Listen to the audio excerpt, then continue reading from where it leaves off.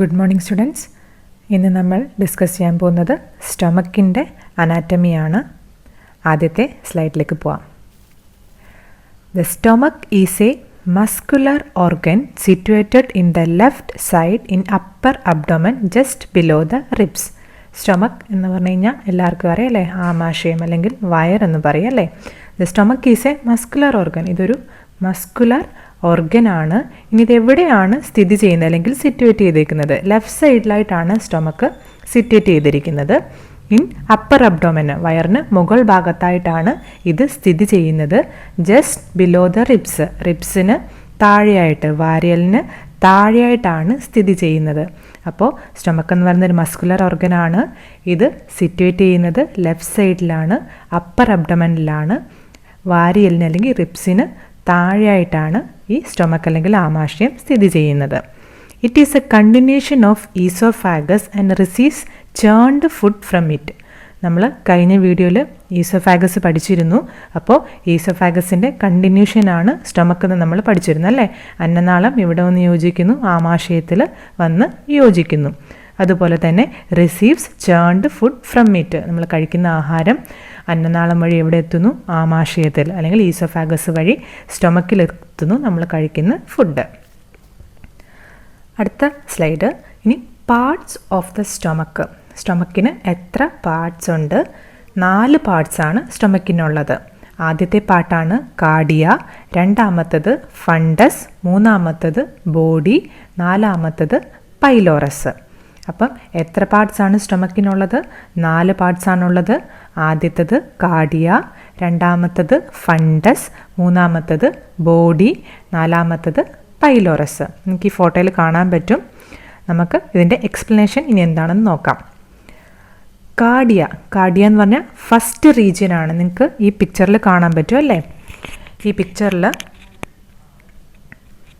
ഈ കാണുന്ന first റീജിയനാണ് cardia എന്ന് പറയുന്നത്. സ്റ്റൊമക്കിൻ്റെ ഈസോഫാഗസും ഈ സ്റ്റൊമക്കും കൂടെ ചേരുന്ന ജംഗ്ഷനിലാണ് എന്തുള്ളത്? കാർഡിയ ഉള്ളത്. ഇനി രണ്ടാമത്തെ പാർട്ടാണ് fundus. Continuation of cardia and superior arch of stomach. കാർഡിയയുടെ കണ്ടിന്യൂഷനാണ് ഫണ്ടസ് എന്ന് പറയുന്നത്. അതുകൊണ്ട് തന്നെ സ്റ്റൊമക്കിൻ്റെ ഏറ്റവും മുകളിലത്തെ പോർഷൻ സുപ്പീരിയർ ആർച്ചാണ് ഫണ്ടസ്. നിങ്ങൾക്ക് ഫോട്ടോയിൽ കാണാം അല്ലേ. ഫസ്റ്റ് പാർട്ട് ഏതാണ്? കാർഡിയ നമ്മൾ പഠിച്ചു കഴിഞ്ഞു. ഇനി രണ്ടാമത്തെ പാർട്ടാണ് ഫണ്ടസ്. ഈ മുകളിൽ കാണുന്ന സുപ്പീരിയർ ആർച്ചാണ് എന്ത്? ഫണ്ടസ്, സ്റ്റൊമക്കിൻ്റെത്. ഇനി അടുത്ത പോർഷൻ ഏതാണെന്ന് നോക്കാം. ബോഡിയാണ് അടുത്ത portion. Largest region and central portion of stomach. Body എന്ന് പറയുന്നതാണ് ഏറ്റവും വലിയ പോർഷനും നടുക്കത്തെ ഭാഗവും ഈ ബോഡിയാണ്. നിങ്ങൾക്ക് പിക്ചറിൽ കാണാൻ പറ്റും അല്ലേ. ബോഡി എന്ന് പറയുന്നതാണ് മൊത്തം വലിപ്പമുള്ള റീജിയനും അതുകൊണ്ട് തന്നെ നടുക്കുള്ള ഭാഗമാണ് ബോഡി എന്ന് പറയുന്നത്. ഏറ്റവും അവസാനത്തെ ഭാഗമാണ് പൈലോറസ് എന്ന് പറയുന്നത്. Lower part of stomach which exit into duodenum of small intestine. സ്റ്റൊമക്കിൻ്റെ ഏറ്റവും താഴത്തെ ഭാഗവും ഇത് എങ്ങോട്ടേക്ക് ചെന്നു ജോയിൻ ചെയ്യുന്നു? സ്മോൾ ഇൻറ്റസ്റ്റൈൻ, ചെറിയ കുടലിലെ ഡിയോഡിനത്തിലേക്ക്. ഫസ്റ്റ് പാർട്ടാണ് ഡിയോഡിനം, അതിലേക്ക് ചെന്ന് ചേരുന്നു. അപ്പം എത്ര പാർട്സാണുള്ളത്? Cardia, fundus, body and pylorus. നിങ്ങൾക്ക് പിക്ചറിൽ കാണാൻ പറ്റും. ഫസ്റ്റ് പോർഷനാണ് കാർഡിയ എന്ന് പറയുന്നത്. ഇത് ഈസോഫാഗസും സ്റ്റൊമക്കും കൂടെ ചേരുന്ന ജംഗ്ഷനിലാണ് കാണുന്നത്.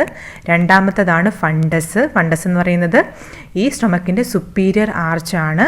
ഇനി മൂന്നാമത്തതാണ് ബോഡി എന്ന് പറയുന്നത് ഏറ്റവും വലിയ പോർഷനും സെൻട്രൽ പോർഷനുമാണ്. ഇനി ഏറ്റവും അവസാനത്തതാണ് പൈലോറസ് എന്ന് പറയുന്നത്. ഇത് സ്റ്റൊമക്കിൻ്റെ ഏറ്റവും ലാസ്റ്റ് പോർഷനുമാണ്. ഡിയോഡിനം, സ്മോൾ ഇൻറ്റസ്റ്റൈൻ്റെ ഫസ്റ്റ് പോർഷനുമായിട്ട് ചെന്ന് ഈ പൈലോറസ് ജോയിൻ ചെയ്യുന്നു. അങ്ങനെ സ്റ്റൊമക്കിന് 4 പാർട്സാണുള്ളത്. ഇനി അടുത്ത സ്ട്രക്ചറാണ് സ്റ്റൊമക്കിൻ്റെ സ്ട്രക്ചർ. ഏത് ഷേപ്പാണ് സ്റ്റൊമക്ക് എന്ന് പറയുന്നത്? ജെ ഷേപ്ഡ് ആണ്. ഇനി അടുത്തത് the convex lateral surface is called greater curvature. നിങ്ങൾക്ക് അടുത്ത പിക്ചറിൽ കാണാൻ പറ്റും. ഗ്രേറ്റർ കർവച്ചർ എന്ന് പറയുന്നത് ഈ കോൺവെക്സ് ആയിട്ടുള്ള ലാറ്ററൽ സർഫസിനെയാണ് ഗ്രേറ്റർ കർവച്ചർ എന്ന് പറയുന്നത്. ഇനി lesser curvature, the concave medial surface is called lesser curvature. അതായത് ഈ കോൺകേവ് ആയിട്ടുള്ള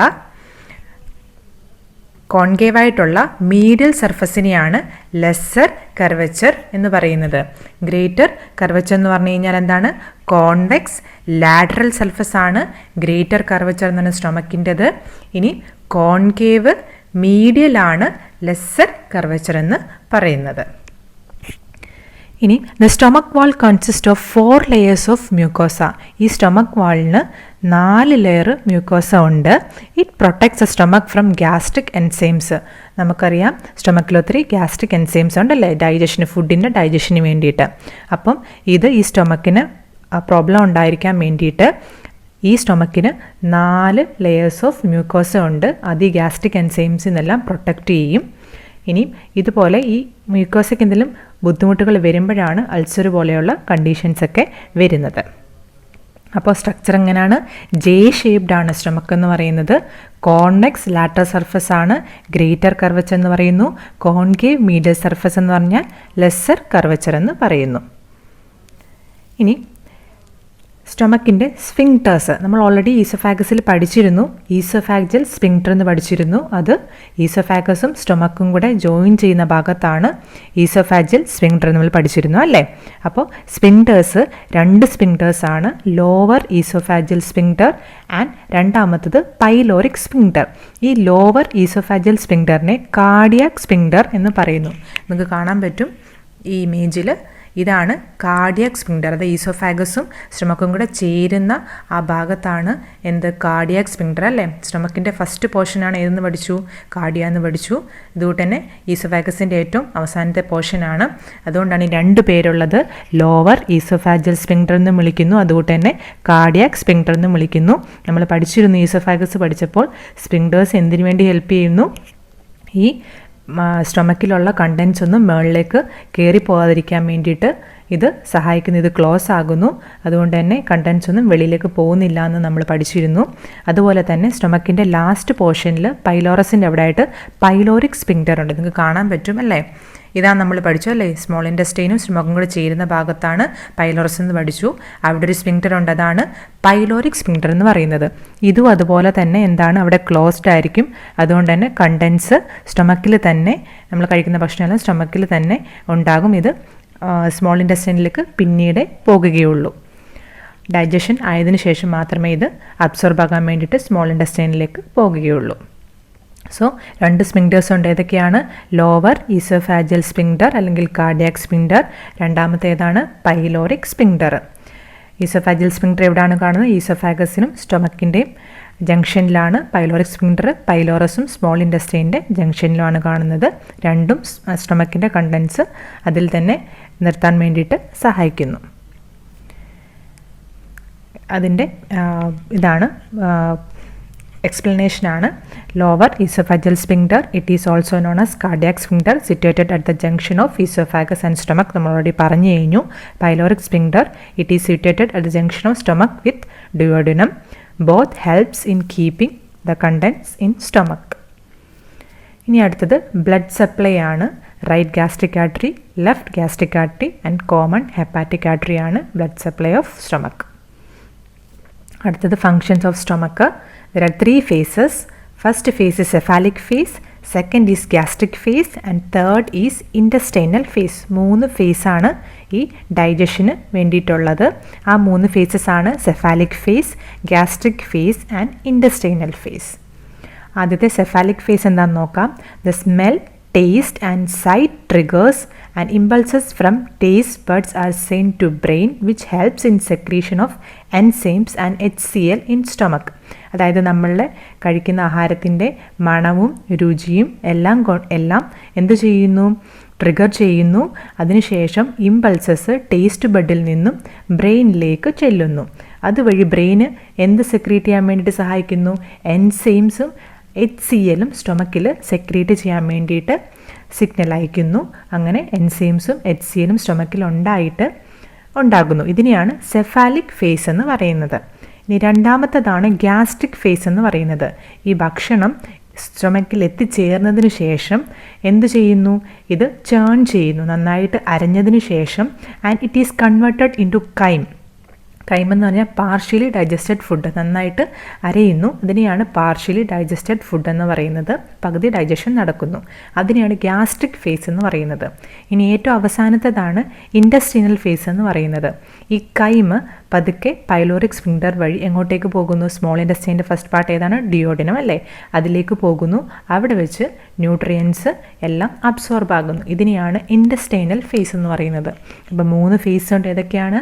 cephalic phase, gastric phase and intestinal phase. ആദ്യത്തെ ഫേസിൽ എന്താ നടക്കുന്നത്? ഭക്ഷണത്തിൻ്റെ മണവും രുചിയെല്ലാം കൊണ്ടിട്ട് എന്താണ് ഇമ്പൾസസ് ബ്രെയിനിലെത്തുന്നു, അതുവഴി എൻസൈംസും HCLും സ്റ്റൊമക്കിൽ സെക്രീറ്റ് ആകുന്നു. രണ്ടാമത്തെന്ന് പറഞ്ഞു കഴിഞ്ഞാൽ ഗ്യാസ്ട്രിക് ഫേസ്, ഭക്ഷണം വയറ്റിലെത്തിയതിന് ശേഷം നന്നായിട്ട് ചവഞ്ഞരഞ്ഞ് ചേണ്ടായിട്ട് കൈമായിട്ട് മാറുന്നു, അതായത് പാർഷ്യലി ഡൈജസ്റ്റഡ് ഫുഡ് ആകുന്നു. മൂന്നാമത്തേത് എന്താണ്? ഇൻഡസ്ട്രീനൽ ഫേസ് ആണ്. ഈ കൈം പതുക്കെ എങ്ങോട്ടേക്ക് പോകുന്നു? സ്മോൾ ഇൻഡസ്റ്റൈനിലേക്ക് പോകുന്നു പൈലോറിക് സ്ഫിങ്ക്ടർ വഴി. അവിടെ വെച്ചിട്ട് മൊത്തം ഡൈജഷൻ നടന്ന് ന്യൂട്രിയൻസ് എല്ലാം അബ്സോർബ് ആകുന്നു, ബാക്കിയുള്ളത് വേസ്റ്റ് പ്രൊഡക്ട്സ് ആയിട്ട് വെളിയിലേക്ക് പോകുന്നു. അപ്പം ഈ 3 ഫേസസ് സ്റ്റൊമക്കിൻ്റെത്. അപ്പം ഇത് ഇമ്പോർട്ടൻ്റ് ആണ്, എന്താണെങ്കിലും പഠിച്ചിരിക്കണം. സോ നമ്മൾക്ക് ആദ്യം തൊട്ട് ഒന്നുകൂടെ പറയാം എന്തൊക്കെയായിരുന്നു നമ്മൾ പഠിച്ചത് ഇന്ന്. ഫസ്റ്റ് നമ്മൾ പഠിച്ചു സ്റ്റൊമക്ക് ഒരു മസ്കുലാർ ഓർഗനാണ്. ഇത് ലെഫ്റ്റ് സൈഡിലാണ് സിറ്റുവേറ്റ് ചെയ്യുന്നത്, അപ്പർ അബ്ഡോമനിലാണ്, റിബ്സിന് താഴെയായിട്ട്. ഇത് ഈസോഫാഗസിൻ്റെ കണ്ടിന്യൂഷനാണ്. Receives churned food from it. Parts of stomach പഠിച്ചു. 4 പാർട്സ് ഏതൊക്കെയാണ്? Cardia, fundus, body and pylorus. Cardia എന്ന് പറയുന്നത് ഫസ്റ്റ് റീജിയൻ ആണ്, ഈസോഫാഗസിൻ്റെ ജംഗ്ഷനിലാണ്. രണ്ടാമത് ഫണ്ടസ്, കാർഡിയയുടെ കണ്ടിന്യൂഷനും അതുകൊണ്ട് തന്നെ സ്റ്റൊമക്കിൻ്റെ സുപ്പീരിയർ ആർച്ചാണ്. ബോഡി എന്ന് പറയുന്നത് ഏറ്റവും വലിയ പോർഷനും സെൻട്രൽ പോർഷനുമാണ്.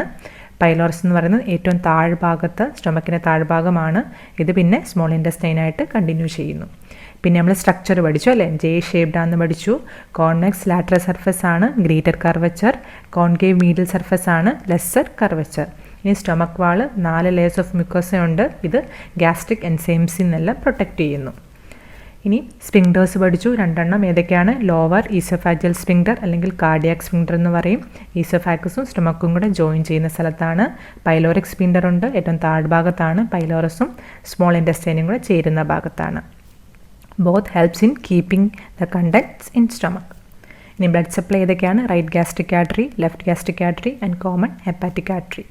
ഇനി ഫങ്ഷൻസ് ഓഫ് സ്റ്റൊമക്ക് 3 ഫേസസ് ഉണ്ട് ഡൈജഷൻ്റെത്. Cephalic phase, gastric phase and intestinal face.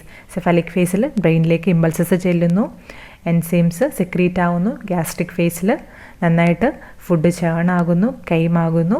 മൂന്നാമത്തെ ഫേസ് ഇൻഡസ്ട്രീനൽ ഫേസിൽ ഈ കൈമ പതുക്കെ സ്മോൾ ഇൻഡസ്ട്രീനിൽ ചെന്നിട്ട് ന്യൂട്രിയൻസ് എല്ലാം അബ്സോർബ് ആകുന്നു. ഇതാണ് സ്റ്റൊമക്കിൻ്റെ അനാറ്റമി ഇൻ ഷോർട്ട്. അപ്പോൾ അടുത്ത ക്ലാസ്സിൽ കാണാം. Thank you.